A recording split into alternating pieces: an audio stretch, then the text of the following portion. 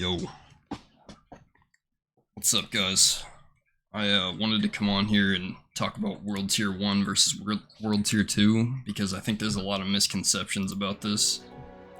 One misconception is World Tier 2 gets more loot than World Tier 1, and this is just not true. You do get 15% more gold and 20% increased XP, and that's pretty much all you get. It doesn't actually tell you in the game how much more challenging these World Tier 2 mobs are. So I made a little notepad for you guys to make this really easy. So here we go. World Tier 1. If you want to be efficient, this is going to be the World Tier for you. It's the base difficulty for 1 to 50. It's optimal for like doing the campaign, just like leveling faster. Great for trying out different leveling builds if you want to just try different builds. You don't need the legendary for it in tier 1. And you're probably still going to have a challenge. It's not like this game is like super cakewalk. Like, it's not the hardest game either, but if you're just trying to get to the end game and unlock the last difficulties, then World Tier 1 is going to be definitely the route for you, in my opinion. Now, World Tier 2, let's look at the upsides and downsides of World Tier 2.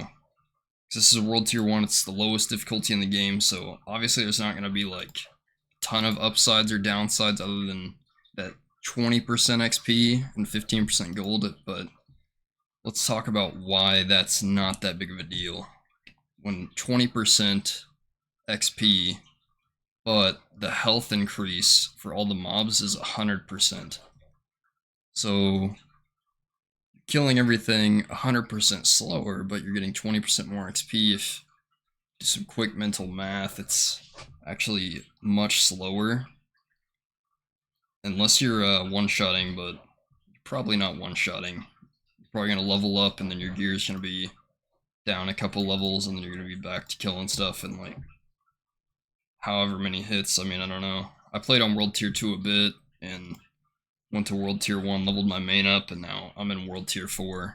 So it really, I think World Tier 1 jumping to World Tier 3, it's really not that bad.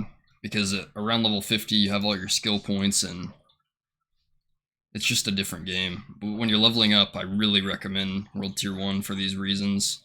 Another misconception that I talked about earlier is the same loot drops. You don't get more loot on World Tier 2, it's just slightly more gold. And actually, the 15% more gold you get is gonna not affect your gold at all, because most of the gold you get is from selling loot drops, or like turning in a quest or something like that. But usually I'm getting my gold from selling stuff at higher levels. If you're leveling up 1 to 50, I would just like dismantle all your gear at the blacksmith, and then once you get up to like 40 or 50-ish, then you can start vendoring some of your pieces to get a bunch of gold, because they'll start selling for like 10 to 30k. Actually sold a piece for 90k today, but it was a legendary. It can give an early challenge if that's really what you're looking for. You're not trying to like catch up to your friends or something, and you just want to like have a really hard time for 1 to 50. If that's like what you want, that's fine. It could be for you.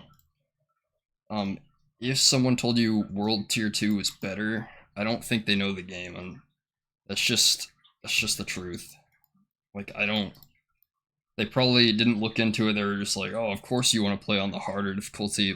They're probably like a pretty good gamer, and like they just think that, yeah, of course they're going to play on that difficulty, but if they're probably not thinking about, they probably don't know about the 100% increased HB for 20% more experience. If they did know about that, I bet they'd probably switch, or they'd keep doing it to boost their ego, that's an option.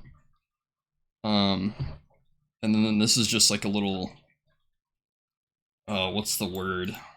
Like thesis.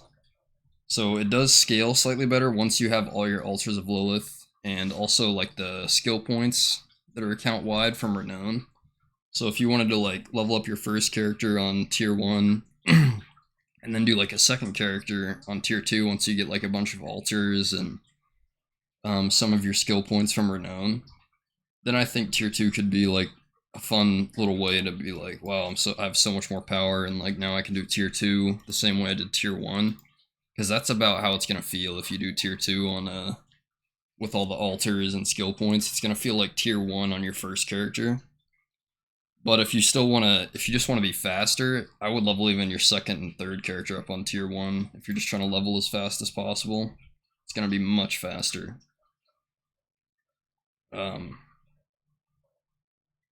So basically what I was saying, the rewards of tier 2 compared to tier 1 with the double health in tier 2 make it so unless you are one-shotting everything, including bosses on tier 2, tier 1 will be more efficient for getting to the end game. I deleted the getting to end game because it like puts it off screen, but yeah. That's pretty much it for this video. Yeah, dude. I'm sure some people are gonna be mad at me and be like, "Oh, I want a challenge from tier 2." That's fine. I'm saying if you're trying to get to endgame, or you're trying to catch up to your friends, or you're trying to beat the campaign, you are not being efficient in tier 2. But that's okay if that's what you want to do. And yeah, that's it. Good luck. I hope this helps you guys get more information on the differences between the two, because endgame it does not tell you these things. But it also doesn't tell you get more loot here. I don't know why people are thinking that. Because if you go to Nightmare, it tells you you're getting these new loot drops, and it's pretty significant. But for some reason, well, I guess for the reason being that they have the same loot is why they don't tell you. But yeah. Alright, peace y'all. Have a good one.